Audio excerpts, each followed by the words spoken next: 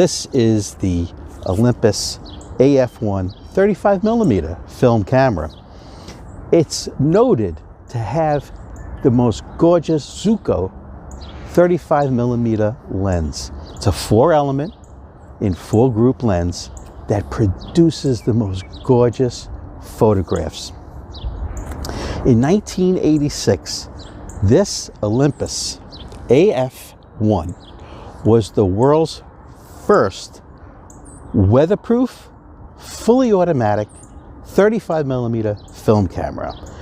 It was an instant success. Even Andy Warhol was quoted as saying, "This is an intuitive, gorgeous camera." It takes a battery. It's the CRP2 battery. Shutter speeds, well, for a point and shoot, but I'd rather call it a